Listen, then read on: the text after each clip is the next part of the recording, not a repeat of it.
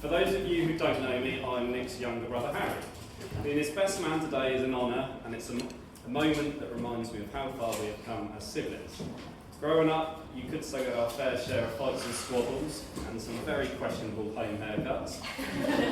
But through it all, I've always felt so proud and lucky to have Nick as my older brother and my best friend.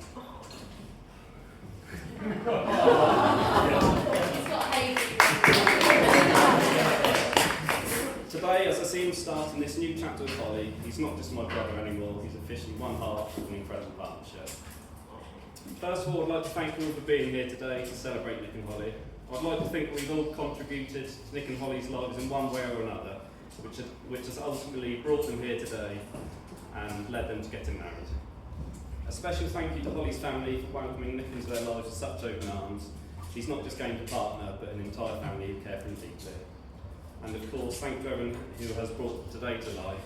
Sounds like it was just Holly. But it's been amazing so far, with plenty more to come. Now, I could stand here and reel off countless stories about me and Nick growing up, but they would all follow the same pattern. We start off playing nicely, Nick then gets bored, he winds me up, we have a fight, and then we're back to being best friends. It was very much a love-hate relationship. We loved each other, but we loved to fight. So a quick overview of our childhood would be, Nick was born in July 1993. He had 2 years and 7 months of being the little prince of the family, and then in February 1996 I came along and the battle commenced.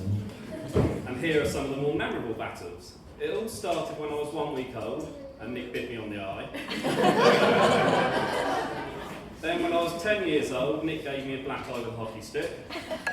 And finally, when I was 16 years old, Nick claims he was just doing a Cruyff turn in the garden whilst playing football, which resulted in me breaking my leg. So as you can probably tell, Nick never did know when to stop. So lots of injuries in there. Anyway, enough about our romance. I remember the year Nick and Holly met very well. It was the summer of 2018. It was the joint hottest summer on record for the UK. Love Island was at its peak, and England reached a World Cup semi-final for the first time since Italian holiday. So it was obviously a special year for us all. And I remember Nick came to me and said, "Harry, I think I found the one. She's beautiful, she's funny, she's intelligent, she's caring." Anyway, 3 weeks later, she blocked Nick and he ended up in David.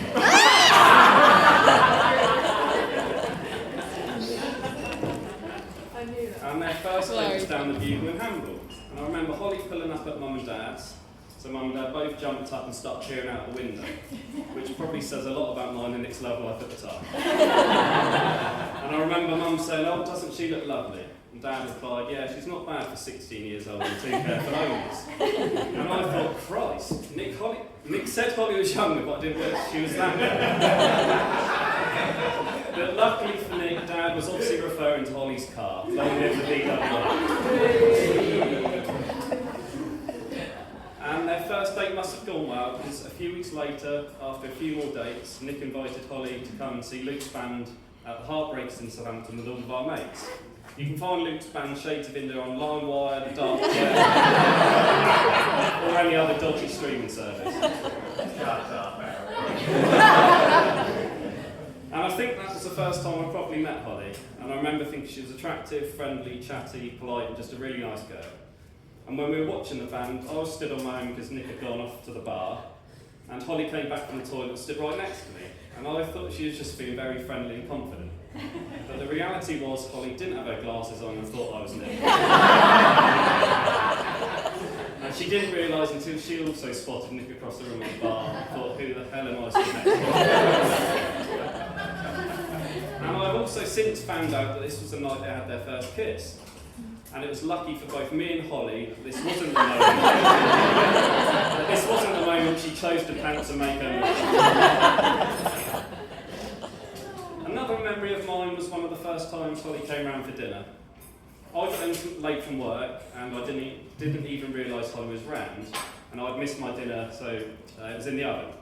And I remember it was winter, so the house was cold, apart from the open fire that we had in the front room. So in a rush to get into the warmth, I came in, I took off my work clothes, I grabbed my dinner out of the oven, popped it on a tray, and went to eat it in the front room. And I've opened the door with my elbow, struggled in, gone in, shut the door behind me, and when I look up, to my surprise, Holly sat there. But what I haven't told you is that when I took off my work clothes, in a rush to get into the warmth, I'd just chucked my comfy clothes over my shoulder. So when I burst into the front room, I'm just stood there in my boxers. And poor Holly ended up face to face with my toad in the hole.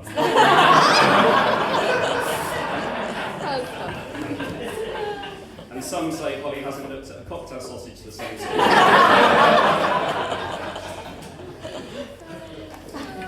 And as you've heard from Nick, their relationship flourished over the next few years, especially when Nick and I moved to our bungalow in West End, which makes us sound like a retired couple. And Holly was living just around the corner with Sophie, and it was only probably, 3-4 minute walk away. So she had no excuse not to see Nick, really. And I remember one Valentine's Day, Nick invited Holly round for a mucky Chinese takeaway. Who says romance is dead? And whilst they were sat there having a romantic meal for two, I was just slumped on the sofa, across the other side of the room, waiting to go off to hockey training. And it's funny because when I got back from hockey, they both looked hot and sweaty from exercise too.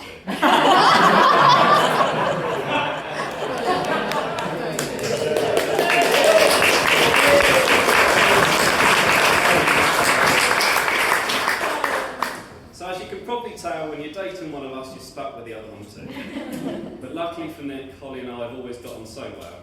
I've always said to Nick and Holly that Holly is just the female version of me, which is why we work so well together. We're both calm, measured, organised, caring, attractive, intelligent, charming, but most of all modest. And most importantly, able to put up with Nick. Because I think that's what love is all about, finding someone who can put up with your weird ways and accept you for who you are. Holly can certainly do that with Nick. Now let's take a moment to talk about the beautiful bride, Holly.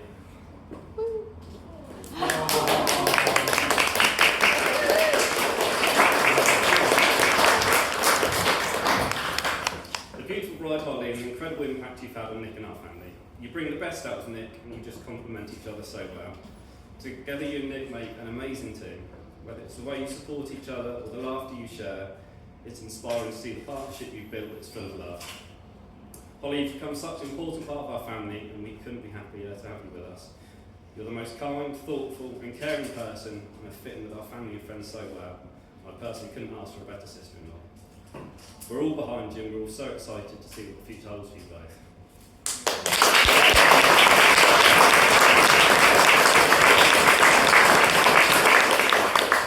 And before I wrap up with a toast, I just wanted to take a moment for those who should be here today but aren't. Obviously there are many loved ones missing, as Martin mentioned, too many to name them all. But I just wanted to specifically mention Holly's uncle Mark, who I'm sure will be so proud of his niece and the beautiful woman you are today. And obviously closest to mine and Nick's heart is our dad, David.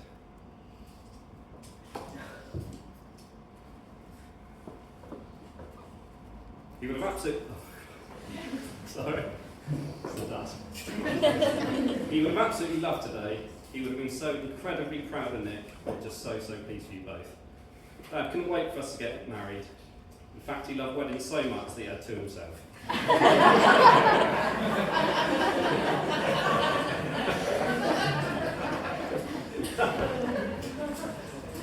And we both looked up to Dad so much, he was just our hero. And I'm sure Nick would agree that if he becomes half the husband that Dad was, he'll make Holly a very happy wife.